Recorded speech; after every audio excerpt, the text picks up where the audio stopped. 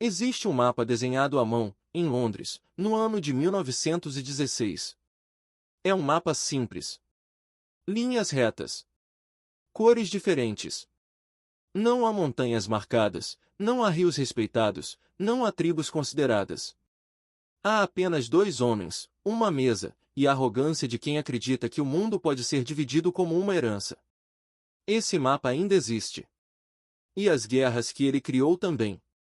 Hoje, quando você vê imagens de Alepo destruída, de refugiados sírios no Mediterrâneo, de crianças iraquianas crescendo entre ruínas, de fronteiras que ninguém consegue defender, você está vendo as consequências de uma reunião que durou poucas semanas, entre dois homens que nunca pisaram no território que dividiram. Um deles se chamava Marc Sykes. O outro, François-Georges Picot. A maioria das pessoas nunca ouviu esses nomes. E é exatamente isso que precisamos entender. Porque o que eles fizeram não foi apenas desenhar linhas em um papel. O que eles fizeram foi plantar bombas de tempo espalhadas por milhões de quilômetros quadrados, bombas que ainda explodem hoje, mais de 100 anos depois. Esta é a história de como dois burocratas apagaram 1000 anos de história em algumas semanas. De como o colapso de um império criou o caos de outro.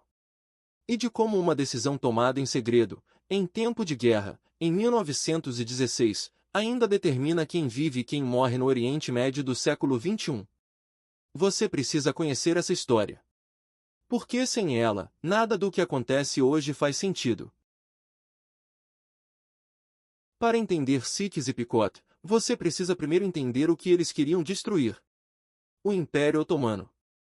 Em seu auge, no século XVI, o Império Otomano controlava 3 continentes. Da Hungria ao Iêmen. Do Marrocos à Pérsia. Era um dos maiores impérios da história humana, e durou mais de 600 anos. Pense nisso por um momento. 600 anos. O Império Romano durou cerca de 500. O Império Britânico, em sua forma mais expansiva, durou pouco mais de 200. O Império Otomano durou 600. E dentro desse império havia uma complexidade que os europeus simplesmente se recusavam a entender. Havia árabes e turcos. Cristãos e muçulmanos. Sunitas e xiitas. Curdos e armênios. Judeus e drusos. Essas populações não viviam em harmonia perfeita, nenhuma sociedade complexa vive, mas viviam dentro de um sistema que havia sobrevivido por séculos precisamente porque era flexível o suficiente para acomodar diferenças. As fronteiras do Império Otomano não eram linhas retas. Eram fronteiras orgânicas, moldadas por séculos de conquista, negociação, migração e convivência. As cidades eram mistas. As famílias eram mistas. As lealdades eram múltiplas e sobrepostas. Mas no início do século XX, esse império estava morrendo. A Revolução Industrial havia transformado a Europa em uma potência industrial que o Império Otomano simplesmente não conseguia acompanhar. As guerras dos Balcãs, entre 1912 e 1913, tinham arrancado pedaços inteiros do território europeu do Império. Os nacionalismos, árabe, armênio, curdo, começavam a fervilhar nas províncias. A corrupção corroía a administração central. O Império Otomano ficou conhecido, na imprensa europeia da época, como o homem doente da Europa. Era uma expressão condescendente. E revelava muito sobre o que estava por vir. Porque quando um homem doente possui terras férteis, poços de petróleo ainda desconhecidos, e rotas estratégicas entre 3 continentes, outros homens, saudáveis e ambiciosos, começam a fazer planos. Em 1914, quando a Primeira Guerra Mundial explodiu, o Império Otomano cometeu o que seria seu erro fatal. Entrou na guerra ao lado da Alemanha e do Áustria-Hungria, contra a Grã-Bretanha, a França e a Rússia. E foi nesse momento que 2 homens, um britânico e um francês, começaram a abrir mapas. Marc Sykes tinha 36 anos quando foi convocado para discutir o futuro do Oriente Médio. Era filho de um baronete inglês, herdeiro de uma fortuna, educado em Eton e Cambridge. Havia viajado pelo Oriente Médio algumas vezes, o suficiente para se considerar especialista, insuficiente para realmente entender o que havia visto. Era carismático, opinativo, e tinha a confiança inabalável de um homem que nunca precisou questionar seus próprios privilégios. Sikhs escrevia com frequência sobre os árabes como se fossem uma categoria homogênea, um bloco monolítico que poderia ser administrado, movido, dividido e reorganizado como peças em um tabuleiro. Para ele, as populações do Oriente Médio eram, fundamentalmente, um problema logístico a ser resolvido. François-Georges Picot tinha um perfil diferente, mas igualmente revelador. Diplomata de carreira, filho de uma família francesa da elite, havia servido como cônsul-geral da França em Beirute. Conhecia a região melhor que Sikhs, o que, dadas as circunstâncias, não era difícil. Mas seu objetivo não era compreender o Oriente Médio. Era garantir que a França recebesse sua fatia justa do espólio quando o Império Otomano finalmente colapsasse. Picot representava uma tradição francesa que remontava às Cruzadas, a ideia de que a França tinha uma missão civilizatória no Levante, uma responsabilidade histórica sobre as populações cristãs da Síria e do Líbano. Era uma narrativa que justificava convenientemente o imperialismo como altruísmo. Em novembro de 1915, os dois homens começaram a se reunir em Londres. As negociações foram secretas. Nenhum árabe foi consultado. Nenhum curdo foi ouvido. Nenhum representante das populações que viviam no território em questão teve qualquer participação no processo. O que aconteceu naquelas reuniões foi, em essência, uma partilha. Sikhs queria garantir o acesso britânico à Mesopotâmia, o atual Iraque, com seus campos de petróleo ainda inexplorados e sua posição estratégica entre a Índia e o Mar Mediterrâneo. Queria também controle sobre a Palestina, que estava começando a adquirir importância estratégica crescente. Picot queria a Síria e o Líbano, territórios que a França considerava sua esfera natural de influência, e uma participação na administração da Palestina. Em maio de 1916, o acordo foi formalizado em um documento que ficaria conhecido como o Acordo Sykes-Picot.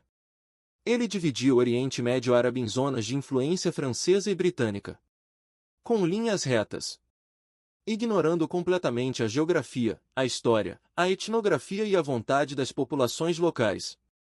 Uma linha reta de Haifa, no Mediterrâneo, até Kirkuk, no norte da Mesopotâmia.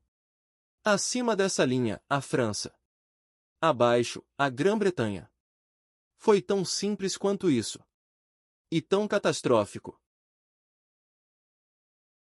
Mas aqui está o que a maioria dos livros didáticos não conta. Enquanto Sikhs e Picot negociavam em segredo em Londres, o governo britânico estava fazendo uma promessa completamente diferente para alguém completamente diferente. Seu nome era Hussein bin Ali. Era o xerife da Meca, o guardião dos lugares mais sagrados do Islã, descendente direto do profeta Maomé, líder de incontáveis tribos árabes da Península Arábica. Em 1915, o governo britânico estabeleceu uma correspondência com Hussein. As cartas ficaram conhecidas como a Correspondência Hussein-Maun, em referência ao alto comissário britânico no Egito, Sarem Riem Semaun. A promessa era clara, ou pelo menos, parecia clara. Se Hussein liderasse uma revolta árabe contra o Império Otomano, enfraquecendo os turcos a partir de dentro, sabotando suas linhas de suprimento, mobilizando milhares de guerreiros árabes contra as posições otomanas, a Grã-Bretanha, em troca, apoiaria a criação de um grande Estado árabe independente. Um único Estado. Unificado. Soberano. Livre do domínio colonial. Hussein acreditou. Mobilizou as tribos. Iniciou a Grande Revolta Árabe em junho de 1916, o mesmo mês em que o Acordo Sykes-Picot estava sendo finalizado em Londres. Pense na dimensão dessa traição. Enquanto os árabes sangravam nas areias do deserto por uma promessa de liberdade, dois diplomatas em Londres estavam, simultaneamente, dividindo esse mesmo território entre dois impérios europeus. Hussein nunca soube do Acordo Sykes-Picot enquanto lutava. Nenhum árabe soube. Souberam apenas em 1917, quando os bolcheviques russos, que haviam acabado de derrubar o czar e encontrado os documentos secretos nos arquivos imperiais, publicaram o acordo como parte de sua campanha contra o imperialismo europeu. O impacto foi devastador. As lideranças árabes sentiram a traição visceralmente. Mas a guerra ainda não havia terminado. E quando terminou, em 1918, Com a derrota da Alemanha e do Império Otomano, a Grã-Bretanha e a França simplesmente implementaram o acordo como se a promessa feita a Hussein nunca tivesse existido. Esse momento, essa traição específica, documentada, incontestável, é um dos eventos mais importantes para entender por que o mundo árabe ainda hoje mantém uma desconfiança profunda em relação ao Ocidente. Não é paranoia. É memória. A Primeira Guerra Mundial terminou em novembro de 1918. O armistício de Mudros, assinado um mês antes, em outubro, havia formalmente encerrado a participação otomana no conflito. O Império Otomano estava destruído. 6 séculos de história chegavam ao fim entre dívidas, derrotas militares e ocupações estrangeiras. Agora, a partilha poderia começar de verdade. A Conferência de Paris, em 1919, e o Tratado de Sèvres, em 1920, formalizaram o que Sykes e Picot haviam esboçado em segredo 4 anos antes. A França recebeu mandatos sobre a Síria e o Líbano. A Grã-Bretanha recebeu mandatos sobre a Mesopotâmia, que logo seria rebatizada de Iraque, e sobre a Palestina. O conceito de mandato merece uma pausa. A Liga das Nações, precursora das Nações Unidas, havia criado o sistema de mandatos como uma alternativa politicamente palatável à colonização direta. A ideia oficial era que as potências mandatárias administrariam temporariamente territórios cujas populações, segundo o raciocínio eurocêntrico da época, não estavam prontas para a autogovernança. Era colonialismo com um outro nome. E todos sabiam disso. O que aconteceu em seguida foi um exercício de criação arbitrária de nações. A Grã-Bretanha criou o Iraque. Literalmente criou, juntando 3 províncias otomanas que nunca haviam sido governadas como uma unidade: Mossul, no norte, dominada por curdos; Bagdá, no centro, predominantemente sunita; e Basra, no sul, majoritariamente xiita. Essas populações tinham histórias diferentes, lealdades diferentes, e em muitos casos, séculos de conflito entre si. Para governar esse novo país, a Grã-Bretanha importou um rei. Faisal I, filho de Hussein, o mesmo Hussein que havia liderado a revolta árabe com a promessa de um grande Estado árabe unificado. Seu filho seria agora rei de um pequeno país artificial, governando povos que mal o conheciam. A França fez algo semelhante na Síria. Dividiu o território em múltiplas entidades administrativas: a Grande Síria, o Estado de Damasco, o Estado de Alepo, o Estado alauíta, o Grande Líbano, manipulando deliberadamente as fronteiras para enfraquecer qualquer potencial nacionalista árabe unificado. Em cada caso, as fronteiras foram desenhadas não para refletir a realidade das populações locais, mas para servir aos interesses estratégicos e econômicos das potências coloniais. E a Palestina? A Palestina tinha uma complicação a mais. Em novembro de 1917, enquanto a grande revolta árabe ainda estava em andamento, enquanto o acordo Sykes-Picot estava sendo denunciado pelos bolcheviques, o governo britânico emitiu mais um documento: a Declaração Balfour. Em uma carta de uma página, o secretário de Relações Exteriores britânico, Arthur Balfour, escreveu ao líder da comunidade judaica britânica declarando que o governo de Sua Majestade via com favor o estabelecimento na Palestina de um lar nacional para o povo judeu. A mesma Palestina que havia sido prometida aos árabes na correspondência Hussein-Khmau. A mesma Palestina que estava incluída nas zonas de influência do acordo Sykes-Picot. Agora, era prometida também ao movimento sionista. 3 promessas contraditórias. Para 3 públicos diferentes. Sobre o mesmo território. A Grã-Bretanha, nesse período, estava essencialmente prometendo o mesmo apartamento para 3 inquilinos diferentes. Pode parecer incompetência. Pode parecer má-fé. A resposta honesta é que foi provavelmente as 2 coisas. A motivação britânica para a Declaração Balfour era, em grande parte, estratégica. O movimento sionista tinha influência política significativa nos Estados Unidos e na Rússia, 2 países cuja participação na guerra era crucial para a vitória britânica. Uma declaração de apoio ao projeto sionista era uma forma de mobilizar essa influência.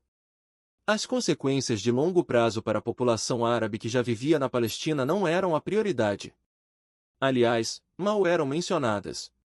A própria Declaração Balfour continha uma ressalva, que nada seja feito que possa prejudicar os direitos civis e religiosos das comunidades não-judias existentes na Palestina, mas essa ressalva nunca foi levada a sério na prática.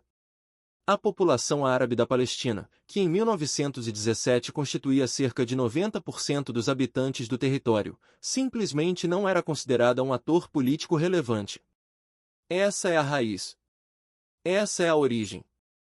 Não de um conflito étnico eterno, como frequentemente é apresentado, mas de uma crise criada deliberada e conscientemente por decisões imperiais específicas, tomadas por pessoas específicas, com objetivos específicos. O conflito israelo-palestino não é um produto inevitável da natureza humana. É o produto de um período específico da história, de escolhas específicas, que criaram contradições que ainda hoje ninguém sabe como resolver. Vamos ser precisos sobre o que foi criado entre 1920 e 1923.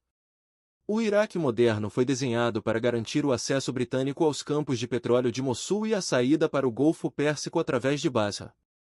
Não foi desenhado para criar uma nação coesa.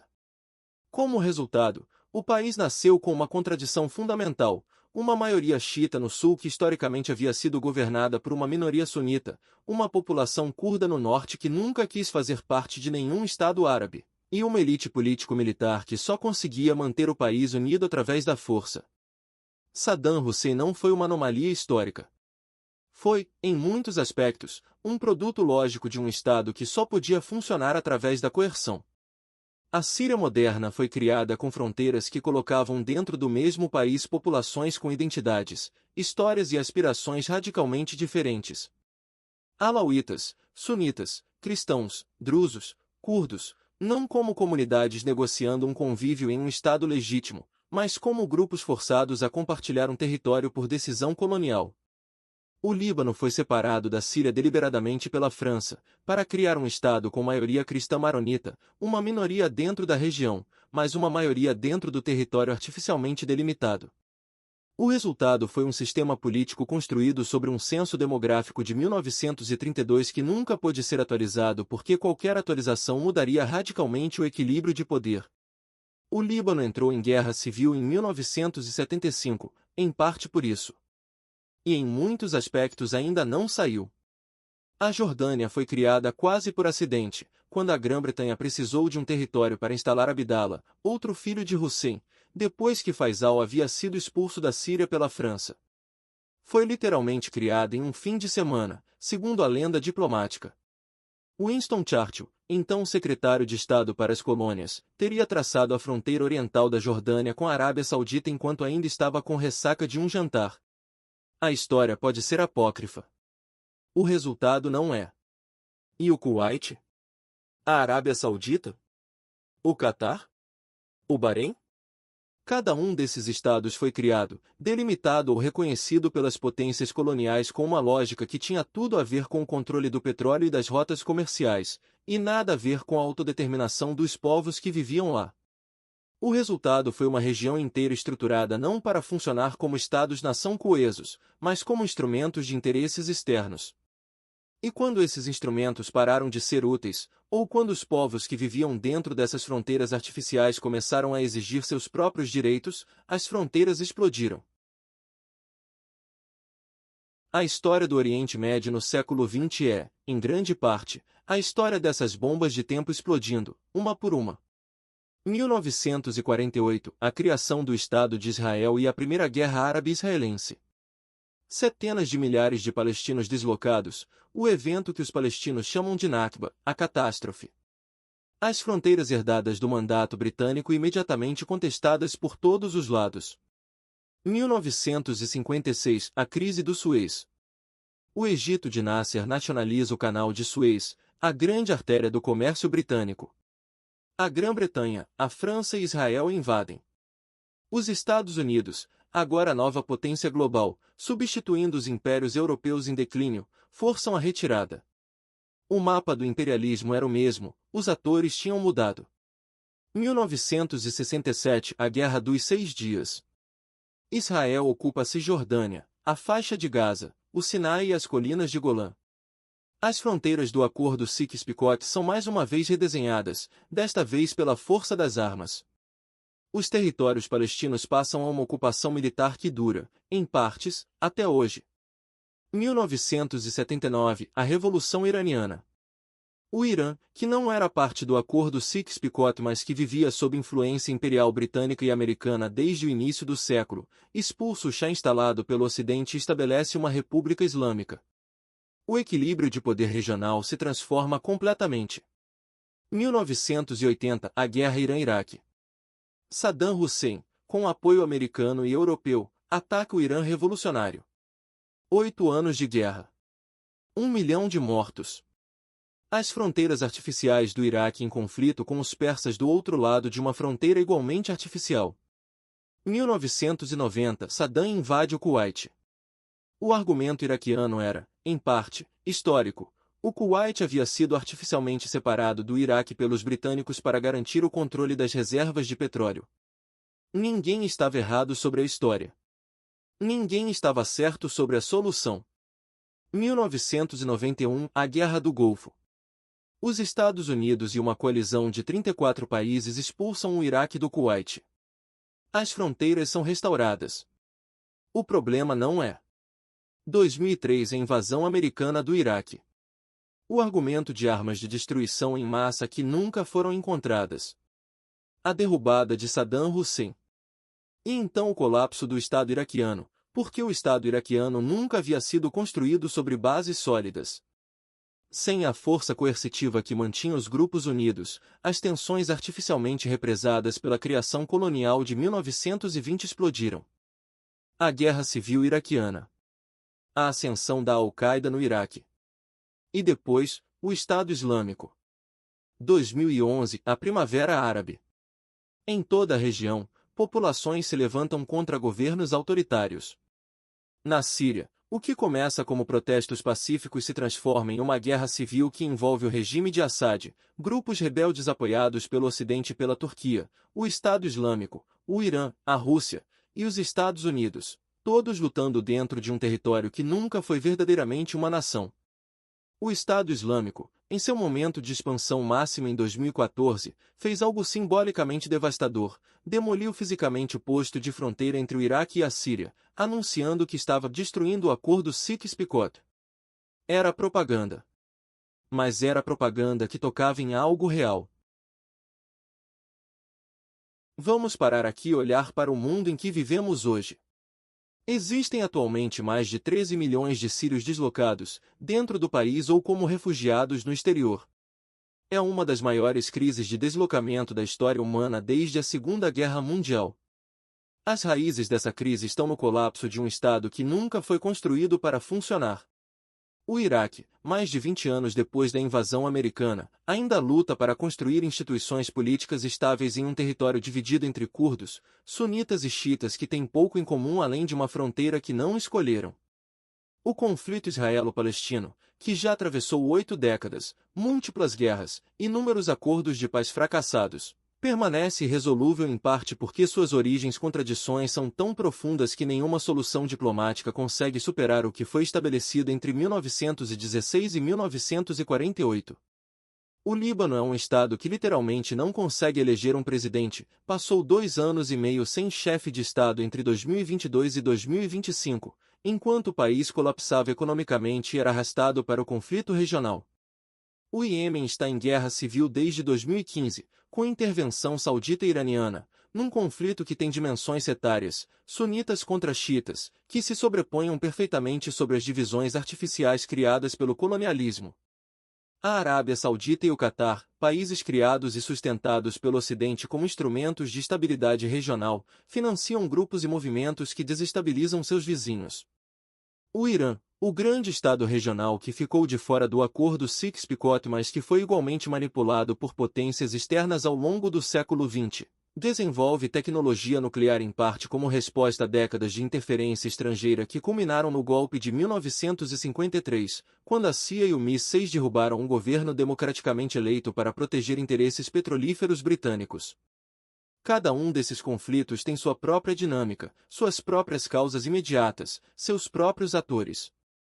Seria uma simplificação grosseira dizer que tudo é culpa de Sykes e Picot.